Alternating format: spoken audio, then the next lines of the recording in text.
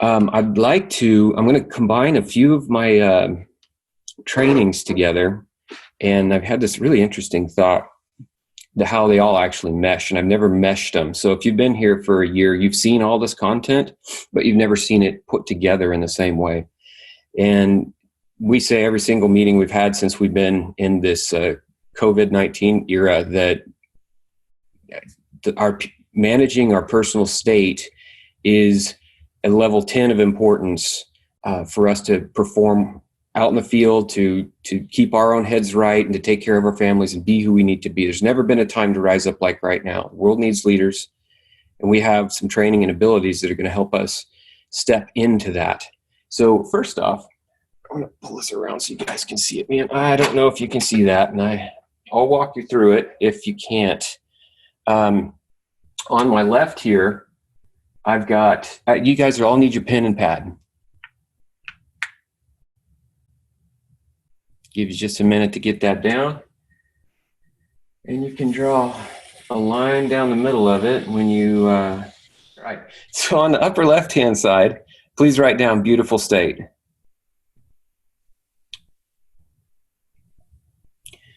And then on the, I'm sorry, that's upper left. And then on the upper right, please write down suffering state.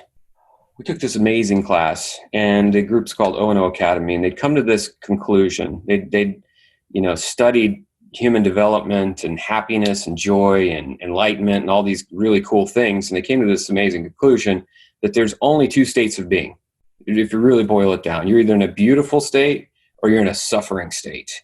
And so I'd like you guys to utilize your chat and type in, what would you think would fall under a suffering state? Identify those items. Let's pop those into your chat. State of being, the way I feel, the way I'm perceiving the world. What would qualify as a suffering state? Pain, absolutely, yeah. And then we've got stress, depression, anxiety, stir crazy, sadness, yes, anger, victim mentality, boredom, hunger, no coffee. That's a big deal, dude.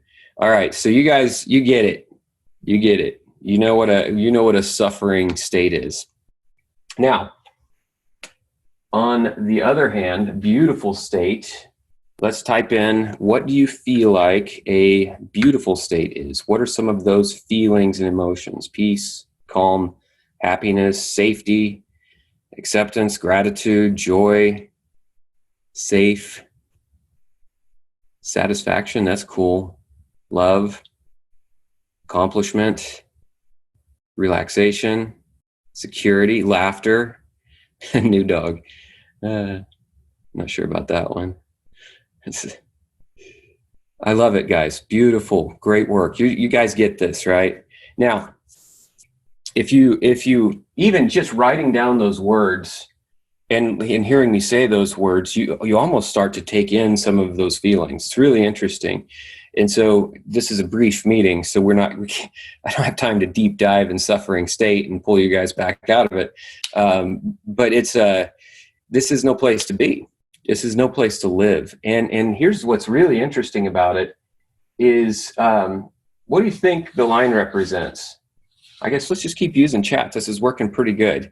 What's the dividing line between suffering and beautiful state? We've got a shot at green grass. Your mind and choices. There you go. That's right. It's a choice. And I'd invite you to write that on the line, just as a reminder that we actually choose our state. It doesn't happen to us. We choose it.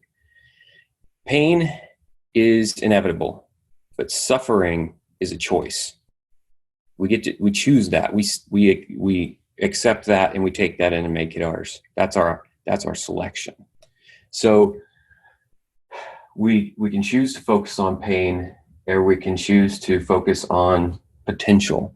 Now, a couple that I don't think I saw, one of the main suffering states we've been just talking about was scarcity. Please write that one down. And then on the other side, we want to write down abundance.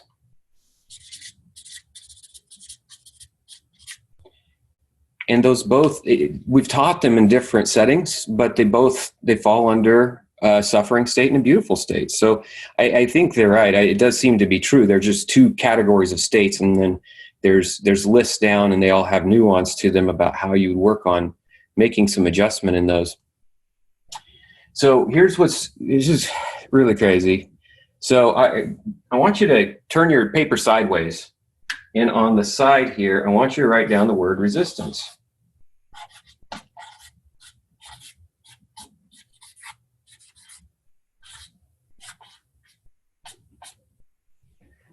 Suffering state is always linked with resistance. And I put it way on the far right side on purpose because this is actually now a spectrum. I've never seen it as a spectrum until I put all these pieces together, but it's kind of an interesting thought. And if you move to the next line, you write down acceptance.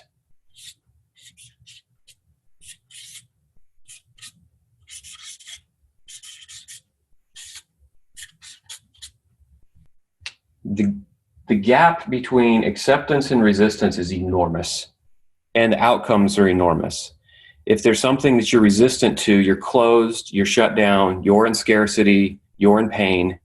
And the minute you just accept that it is, you step onto the beautiful state side. Just barely on the other side, but you're on the other side.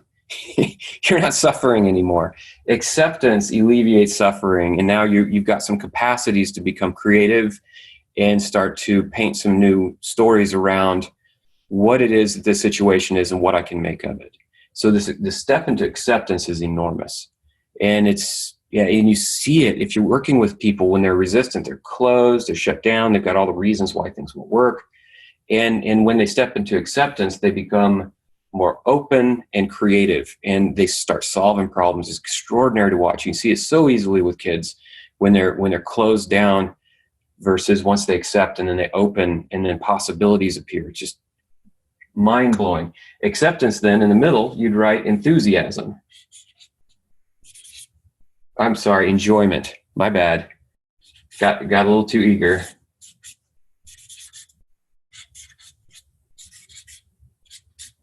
So let's just talk about quarantine. Somebody was saying quarantine was a suffering state, and I would beg to challenge that. Quarantine is if you're resistant to it and you're focused on yourself and pain and scarcity. That's going to make your quarantine suck. It surely is. But if you step into acceptance and you start focusing on others and what's abundant, you're going to begin to move into enjoyment. You'll find ways to enjoy quarantine. But people that are committed to self-focus and are looping around with conversations around how this sucks, they're actually just resisting the quarantine. And if you just say, hey, it just is. It is. We can't change it. It is.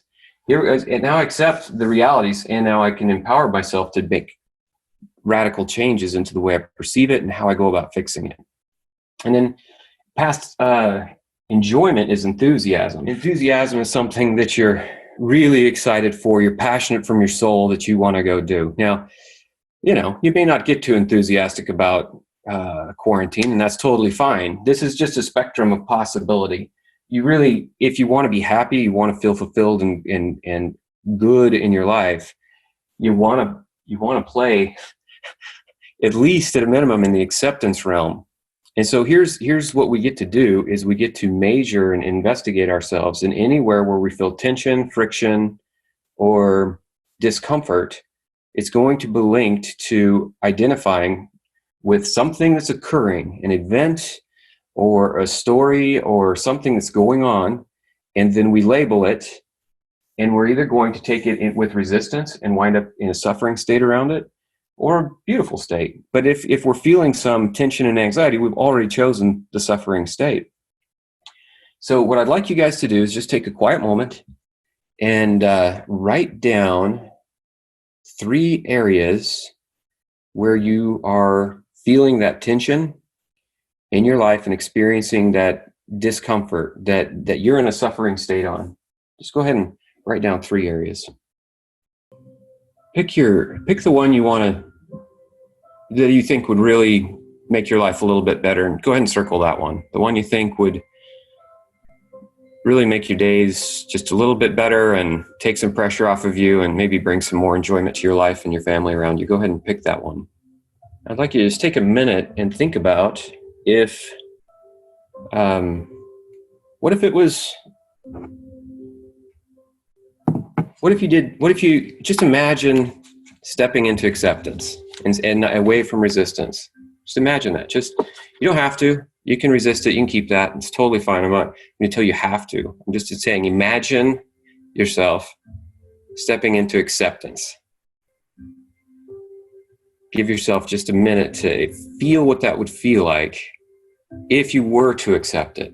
You don't have to. Just feel it. And what would your life be like if that resistance wasn't there? What if you were in acceptance? How would the people around you respond to you? What would your world be like if that pain, that discomfort wasn't there and there wasn't that friction and resistance and discomfort in your life? Just take a minute and just imagine, what would the world be like if that was true? We have this amazing opportunity to control our emotional state and make a choice to really be purposeful and investigate when we have these tensions and these frictions inside of us and take responsibility and accountability for our role in it, because we made a choice to step into a suffering state. We did that. We did that. And then it turns into actions that then hurt others. And if you really investigate it, you're really focused on yourself in that moment. And when you're in a beautiful state, you're free to focus on others and connection, creating connection. This is critical. And we've talked about this for us. Here's the power is what we're talking about right now is self-care. When you're on the airplane and it's going down, they tell you got to put the oxygen on yourself first. You don't try to save people until you've got yourself under control.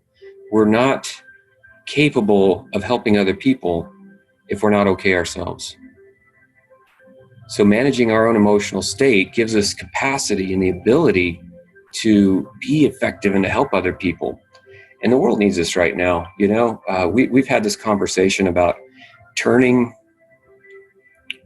helping customers turn the situation around. I mean, a lot of them lost their jobs and the water heater's leaking, flooding their house. I mean, it's not kind of unbelievable, like literal insult to injury. Like nobody needs this right now. It's just not a good thing, you know, and we're coming in and it's expensive and it's money people typically don't want to spend, you know, and we can step into that space and encourage these people and help them. And if we're in the right state of mind, not if we're in a suffering state, we're not going to be of any value to them. But if we're in a good space, we can help them shift their own focus. We can redirect them and bring some joy into their lives. And when I'm reading the reviews, I'm seeing a lot of that going on. You guys are doing an amazing job out there. But if we focus on first ourselves and make sure we're right, and then the next step is to create some awareness around our team. Your team needs you because people are up and down. We're all going through a lot of really hard stuff right now. And damn it, if Radiant doesn't keep changing stuff on you and create new scripts and video shit, and it's crazy, right? And it's hard. But you can encourage each other to stay in a beautiful state and look at where are you suffering and what if you just moved into acceptance and then you looked at possibilities. There might be some real opportunity there. And so once we've gone from self-care to team care, this ship that is us, we're taking care of us, then we're a powerhouse to be able to take care of everyone around us and help people along the way. That's who we need to be. All right, guys. I'm so proud of you, and Radiant's doing amazing. You are doing amazing. This is a hell of a team, and we're running that river, and things are good, right? We can see a little bit ahead, and the forecast is clear for the moment. We don't know what the world's going to throw at us. We don't know. And it's too early to celebrate anything.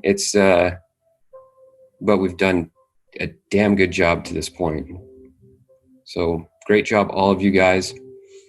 Go out there and love on your customers and encourage each other and have a great day. All right.